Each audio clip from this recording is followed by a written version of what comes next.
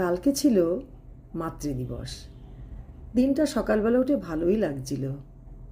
খানিকক্ষণ বিছানায় বসে বসে ভাবছিলাম আগের মাতৃদিবস আর এখনকার মাতৃদিবসের মধ্যে আমার কত পার্থক্য। যখন বাচ্চারা ছোট ছিল তখন মাতৃদিবস মানেই ছিল বাড়ির মধ্যে এক অন্যরকম চাঞ্চল্য।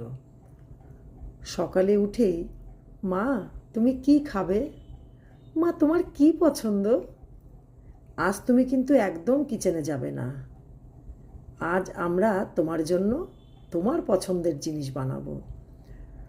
মাকে ঘিরে যেন পুরো দিনটা কাটতো ওদের। সেই ছোট ছোট মুহূর্তগুলো আজ বড্ড মনে পড়ে। আর এখন সময় বদলেছে, বাচ্চারা বড় হয়েছে, নিজেদের ভবিষ্যৎ আর কাজের দায়িত্বে তারা দূরে আছে। হয়তো সবার জীবনটাই এমন আসে।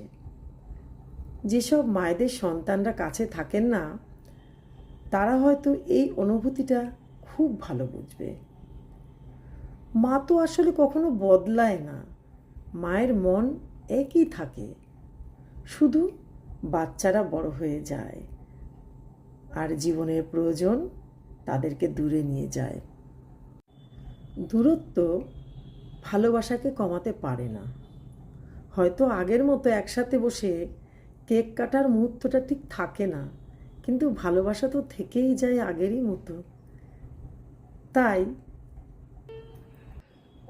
মনে হয় যে শুধু মায়েরা স্যাক্রিফাইস করে না, বাচ্চারাও সাথে সাথে স্যাক্রিফাইস করে।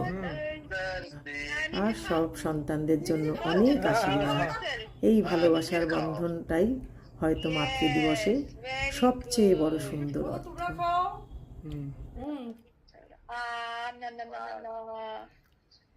এক মিনিট বাচ্চাদেরকে দিই না, এক মিনিট আমার দিকে দাও, আমার দিকে দাও।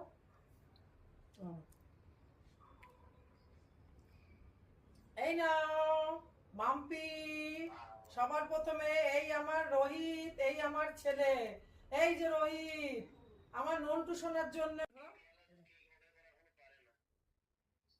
দাঁড়া এটা একটু তুলি, এটা আমার হাকার হাকার হাকার হাকার।